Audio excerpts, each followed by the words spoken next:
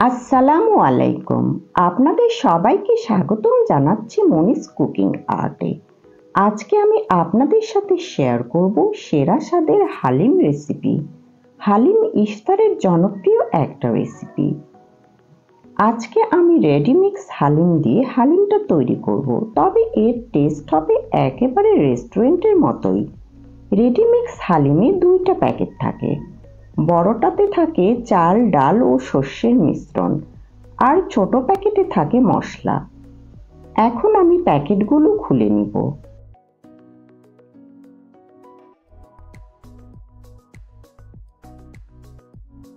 মশলা থেকে আমি 1 চা চামচ মশলা তুলে রাখবো, এটা আমি পরে ব্যবহার করব। এখন আমি চাল, ডাল ও শস্যের মিশ্রণে কিছু গরম পানি অ্যাড করব। তবে আমি পানিটা একেবারে না দিয়ে অল্প অল্প করে দিয়ে ডালটা মিশিয়ে নিব।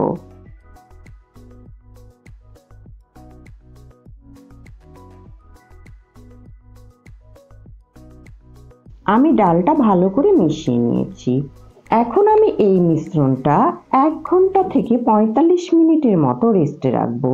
যদিও প্যাকেটের গায়ে লেখা থাকে 15 মিনিট ভিজিয়ে রাখতে হবে, তবে বেশিক্ষণ ভিজিয়ে রাখলে রান্না করার সময় চাল, ডাল ও শস্যের মিশ্রণটা ভালো করে সিদ্ধ হবে। এখন আমি হালিমটা রান্না করার জন্য চুলায় একটা প্যান বসিয়েছি। প্যানটা গরম হলে সেখানে দিব 1/2 কাপ রান্নার তেল। তেলটা গরম হলে দিব 1/2 কাপের একটু বেশি পেঁয়াজ কুচি। এবার আমি পেঁয়াজ কুচিটাকে ব্রাউন করে ভেজে নিব।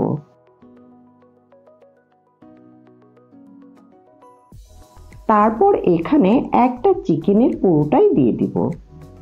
চিকেনটাকে আমি ছোট ছোট করে কেটে নিয়েছি।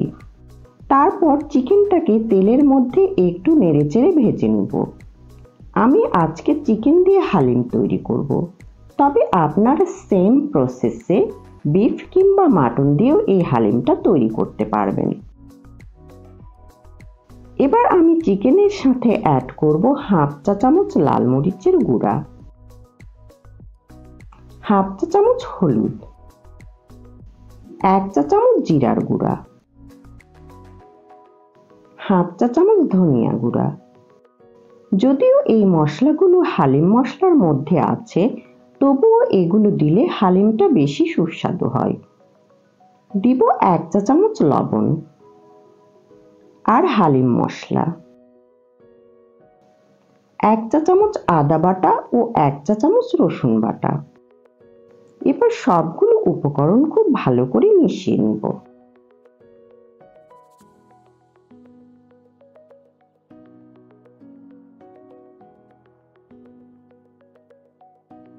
তারপর ঢাকনা দিয়ে ঢেকে দিব। ফিরে এসেছি 5 মিনিট পর।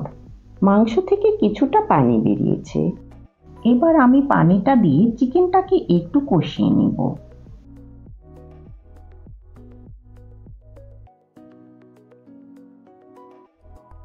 আমার চিকেনটা কষানো হয়ে গিয়েছে। এবার আমি এখানে চাল, ডাল ও শস্যের মিশ্রণটা দিয়ে দিব। তারপর ভালো করে মিশিয়ে নিব।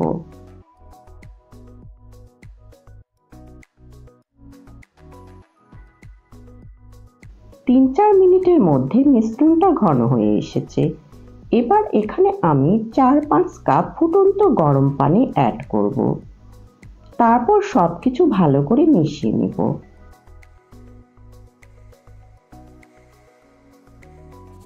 এরপর ঢাকনা দিয়ে ঢেকে লো হিটে হালিমটা রান্না করব প্রায় ঘন্টাখানেক।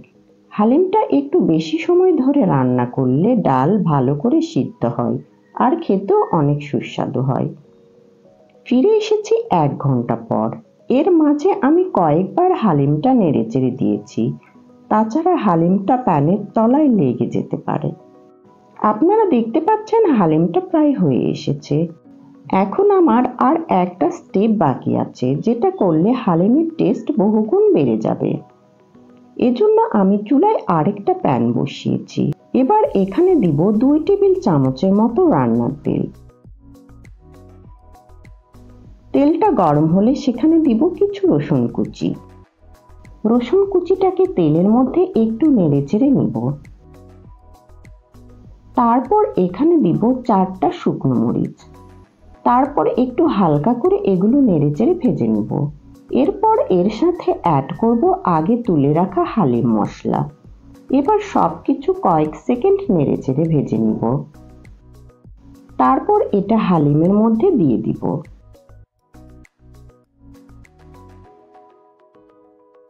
এবার নেড়েচেড়ে বাগারটাকে হালিমের মধ্যে ভালো করে মিশিয়ে নিব।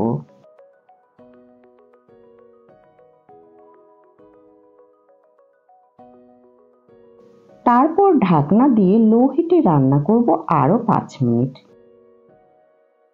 ফিরে এসেছি 5 মিনিট পর। আপনারা দেখতে পাচ্ছেন হালিমটা হয়ে গিয়েছে। এটা খাওয়ার মতো হতে হতে আরো কিছুটা ঘন হয়ে যাবে।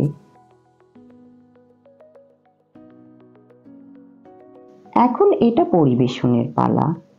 আমার রেসিপিটা ফলো করলে আপনারাও বাড়িতে রেস্টুরেন্টের মতো সুস্বাদু হালিম তৈরি করতে পারবেন।